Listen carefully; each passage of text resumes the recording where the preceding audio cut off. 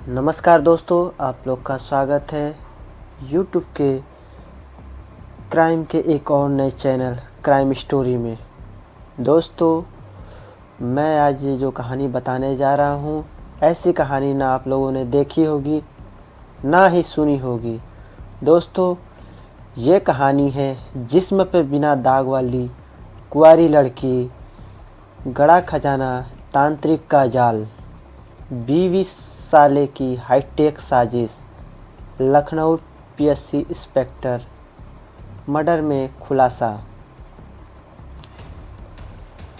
दोस्तों, ये कहानी है लखनऊ में पीएससी के इंस्पेक्टर सतीश सिंह की हत्या का मामला। कातिल निकली बीवी और साला। दोस्तों, लखनऊ में पीएससी इंस्पेक्टर सतीश कुमार सिंह की हत्या का पूरा 6 दिन में 5 टीमों की मदद से 400 सीसीटीवी खंगालकर हत्याकांड का खुलासा कर दिया। पुलिस ने इस मामले में इंस्पेक्टर सतीश की पत्नी और उसके साले को गिरफ्तार कर जेल भेजा, लेकिन इस हत्याकांड के कुल्सी में लगी टीमों का कुछ ऐसी जानकारियां भी हाथ लगी जिनके सामने आने पर पुलिस अफसर भी हैरान थे। बीटेक पास कर बैंक पीयू की नौकरी करने वाले साले ने मारी थी इंस्पेक्टर को गोली। इंस्पेक्टर सतीश कुमार सिंह की हत्या उनकी पत्नी भावना के इशारे पे साले देवेंद्र कुमार वर्मा ने की थी। मुख्य आरोपी देवेंद्र ने लखनऊ के एक निजी इंजीनियरिंग कॉलेज से बीटेक की पढ़ाई करने के बाद बैंक पीओ की तैयारी की।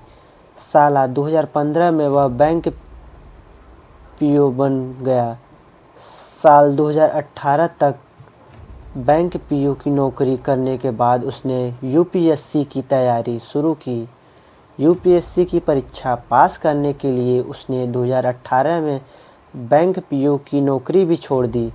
शातिर दिमाग देवेंद्र ने हत्या के पहले इंस्पेक्टर सतीश की लोकेशन लेने के लिए जीपीएस ट्रैकर लगा दिया था और जीपीएस ट्रैकर को 10 दिन पहले ही खरीदे एक पुराने मोबाइल में नए सिम से लॉगिन किया था। अपना पुराना फ़ोन और मोबाइल उसके घर पे छोड़ दिया था ताकि कॉल डिटेल में उसकी लोकेशन घटनास्थल पे ना आए।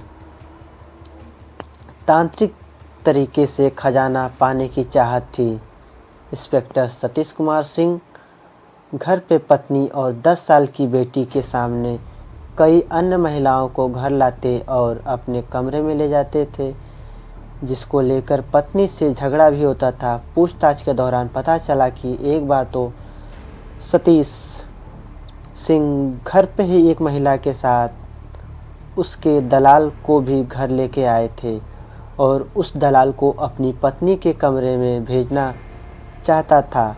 पुलिस ने सतीश की करीबी महिला और उसके दलाल से पूछताछ की तो यह चौंकाने वाला खुलासा भी हुआ।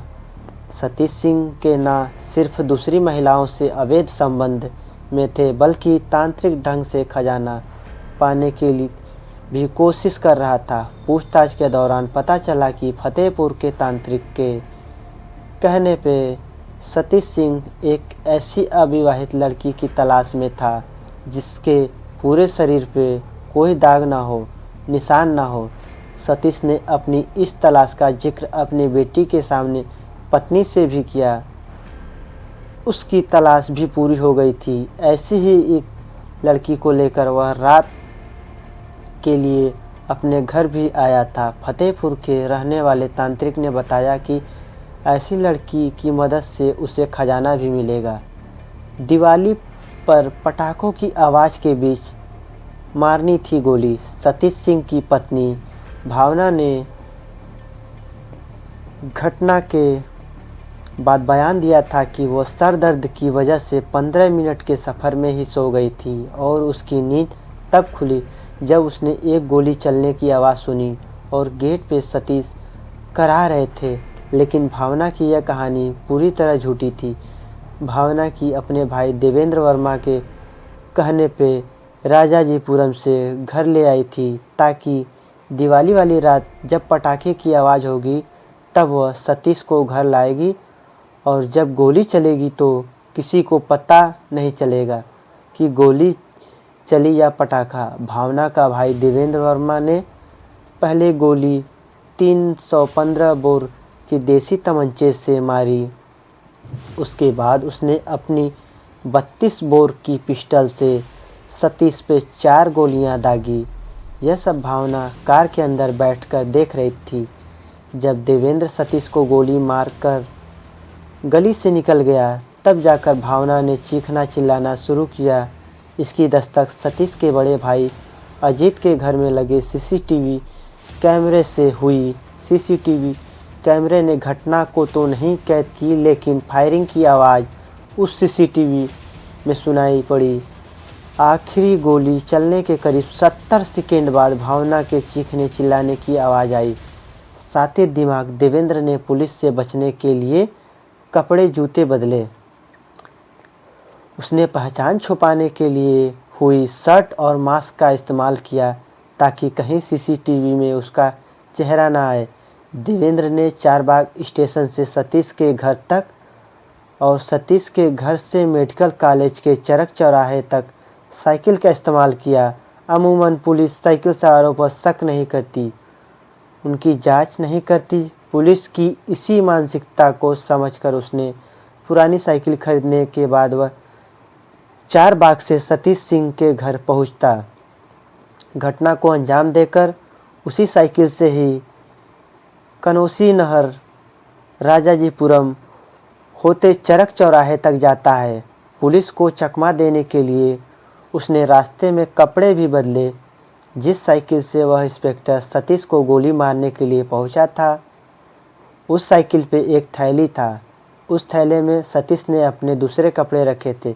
घटना को अंजाम देने के बाद उसने कनौसी नहर में उस थैले में पुराने कपड़े रखकर फेंक दिया और नए कपड़े पहनकर चला गया।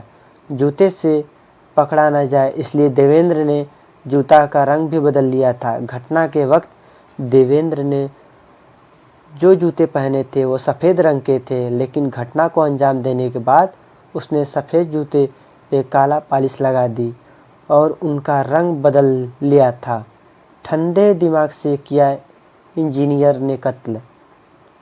इंजीनियर के जिस तकनीक ज्ञान से देवेंद्र वर्मा यूपीएससी की परीक्षा पास कर अफसर बनना चाहता था, उसने इंजीनियरिंग की इसी तकनीकी ज्ञान का इस्तेमाल ठंडे दिमाग से बहनोई की हत्या में किया। जीपीएस का इस्तेमाल किया। जीपीएस की लोकेशन अपने दूसरे मोबाइल में लॉगिन करवाई, फिर मोबाइल घर पे छोड़ दिया। पिस्टल खरीदने के लिए यूट्यूब से असलहा बेचने वालों के नंबर को खंगाला और ऐसे ही एक नंबर पे सौदा होने के बाद कानपुर से 32 बोर की पिस्टल भी खरीदी। फिलहाल तमाम एहतियाती और झूठे दलीलों के बावजूद कृष्णानगर पुलिस ने 6 दिन की कड़ी मशक्क़त के बाद इंस्पेक्टर सतीश कुमार की हत्या के आरोप में उसकी पत्नी भावना सिंह और साले देवेंद्र वर्मा को गिरफ्तार कर जेल भेज दिया। तो दोस्तों, ये कहानी अब यहीं समाप्त होती है। स्वस्थ रहे, सतर्क रहे, तब तक के लिए जय हिंद।